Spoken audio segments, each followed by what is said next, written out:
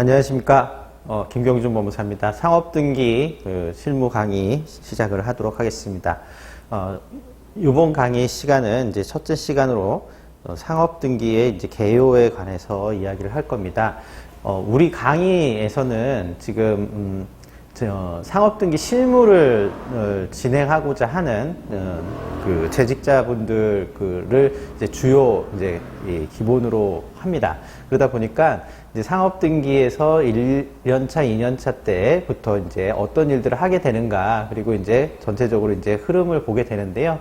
이 경우에 대부분의 상업등기에서 이제 주로 이제 중점적으로 다루게 되는 부분이 주식회사입니다. 그래서 기본적으로 이제 주식회사에 관한 상업등기를 가지고 그 내용들을 파악을 하도록 하겠습니다. 그래서 이제 상업등기 개요 총설에서 이제 교재를 봐주시면 주식회사의 개요부터 시작을 합니다. 주식회사의 개요를 이야기하는 것은 상업등기의 영역은 회사하고 상인이라고 하는 것들에 관한 등기지만 대부분의 우리가 상업등기 하면은 이제 회사 형태 중에서 대부분을 차지하고 있는 것이 주식회사입니다. 그래서 주식회사에 대한 것들을 이해를 하고 그 주식회사의 기본 성질에서 상업등기가 어떻게 진행이 되는가, 각 파트의 변경등기라든가 설립등기가 진행되는 것을 파악을 하면서 보게 됩니다. 그래서 주식회사에 대한 기본적인 내용은 조금 알고서 시작을 하자, 이렇게 해서 주식회사의 개요부터 시작을 합니다. 내용에서 제1절 주식회사 개요에서요, 대부분의 것들을 이제 여러분들이 이제 시간을 갖고 나중에 참조해서 읽어보시면 되고요. 주요한 개념들을 중점으로 보겠습니다. 밑에 부분에 주식회사의 개념 부분이 나옵니다.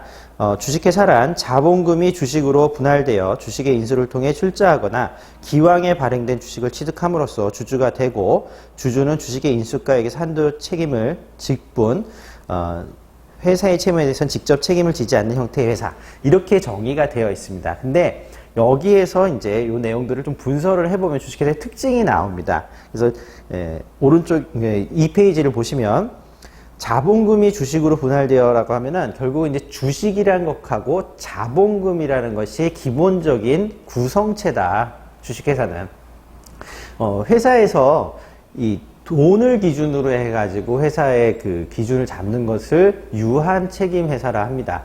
유한책임회사라고 하는데, 유한책임을 지는 회사라는 부분들에 있어서는 형태가 주식회사, 유한회사, 유한책임회사, 이렇게 세 가지가 있습니다.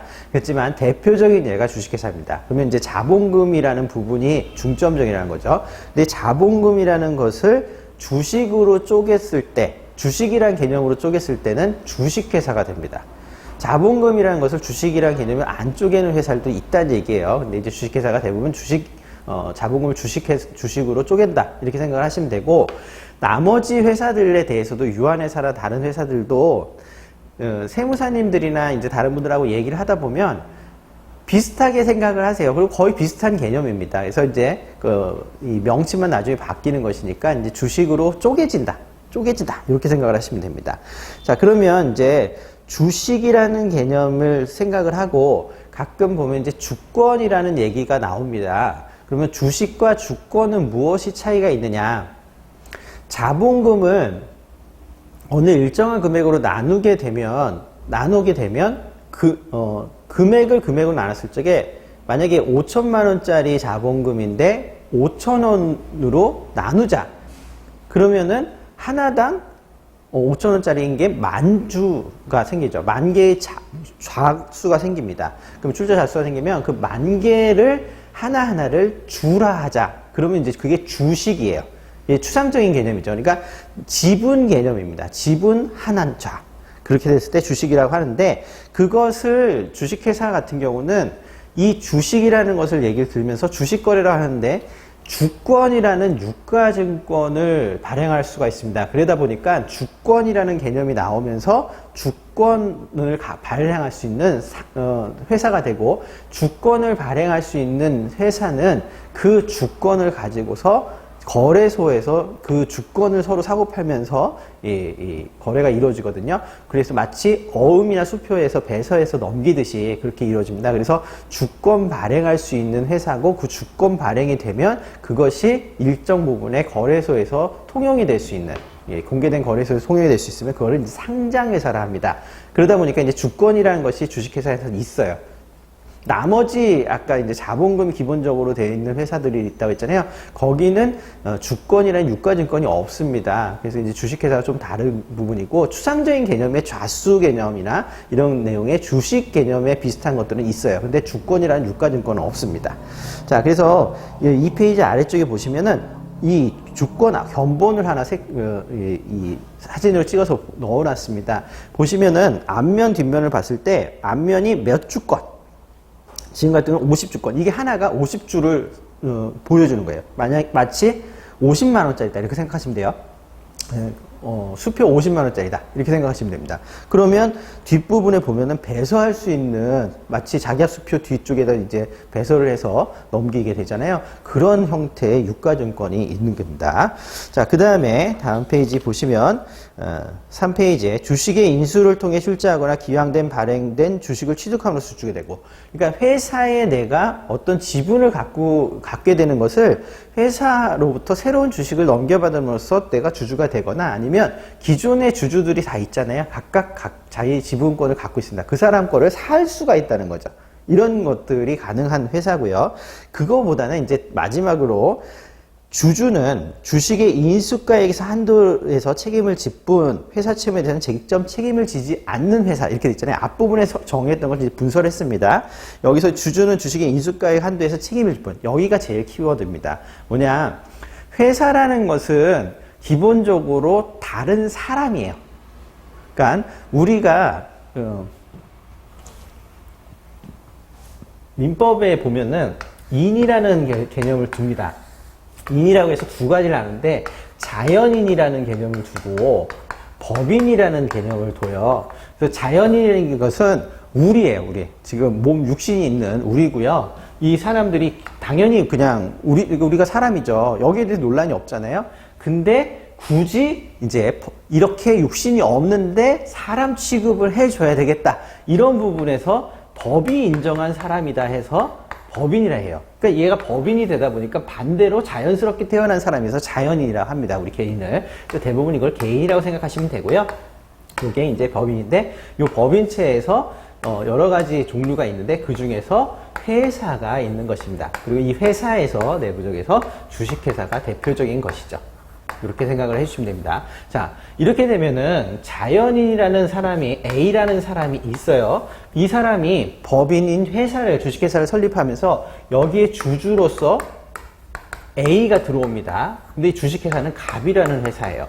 그러면 이 주주 A가 100% 지분을 갖고 있어요.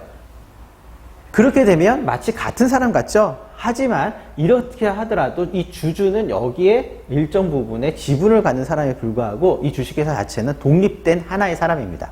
그러니까 다른 사람이라는 거예요. 그래서 이 다른 사람이 되다 보니까 이제 설명을 할 때 저는 주로 어떤 얘기를 하냐면, 낳아놓은 자식이다. 그러면 특히 엄마들 같은 분들이 이제 그렇게 생각하죠. 내 분신이잖아요. 나하고 똑같죠. 이렇게 생각을 하지만 그래도 내 맘대로 안 되죠. 내 맘대로 안 되고, 그리고 걔한테 뭘 주면 증여예요.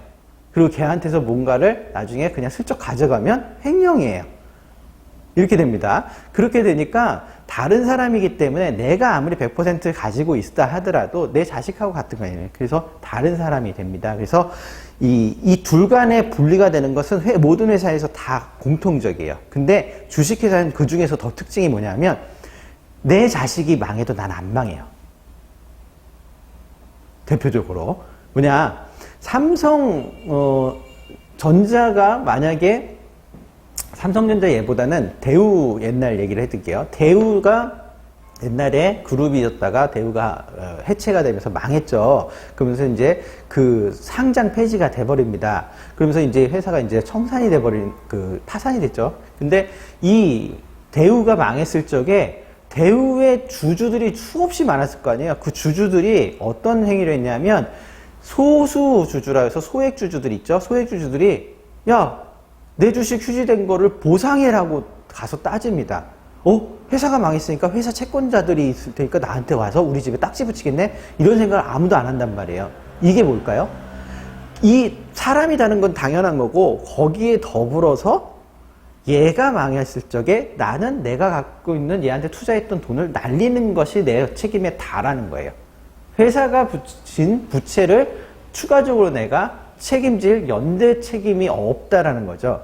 그거를 뭐라고 하냐면은 인수가액의 한도에서 책임을 지는 유한 책임일 뿐 회사 채무에 대해서는 직접 책임을 지지 않는다는 얘기입니다. 그래서 주식회사로 제일 많이 하려는 이유가 만약에 내가 회사에 대해서 자동적으로 연대 책임을 진다. 그러면 이제 그냥 개인 사업자 하지 왜 회사를 하겠어요. 그러니까 이 주식회사로 하는 이유 중에 가장 큰 게 주주의 유한 책임이라는 부분입니다. 그래서 요거는 꼭 기억을 해주셨으면 좋겠어요. 그래서 주식회사를 하는 이유가 그거다라고 생각을 하시고 나머지 그 유한 책임을 지는 회사들이 몇 있다고 했잖아요. 근데 왜 굳이 주식회사냐? 거기서 갈라지는 것은 주식회사는 나중에 더 커져서 상장까지 갈 수 있기 때문에 미리 제한을 둘 필요가 없어서 주식회사가 선호되는 것이다. 이렇게 생각을 하시면 거의 맞다고 생각을 하시면 됩니다. 자, 4페이지 보시면 회사의 형태별 지분 책임이라고 해서 박스에 넣어드렸는데 그렇지 않고 연대 책임을 지는 회사도 있다. 이 정도까지만 이해를 해주시면 될 것 같습니다. 자, 로마자 2번 보시면 이제 주식회사의 특징입니다. 개념에서는 제일 먼저 생각할 게 자본금을 기준으로 주주가 이렇게 구성이 되고 거기에 대해서 주주가 회사와 분리가 되면서 자기가 낸 돈을 날리는 것이 가장 마지막 책임이다. 그래서 유한 책임이다. 그걸 정도를 생각을 하시고 그 다음에 이제 특징을 보겠습니다. 주식회사의 특징을 이해하기 위해서는 약간 그 주식회사가 어떻게 만들어졌는지, 어떻게 생겨났는지, 옛날에 없었던 제도잖아요. 그거를 보시게 되는데,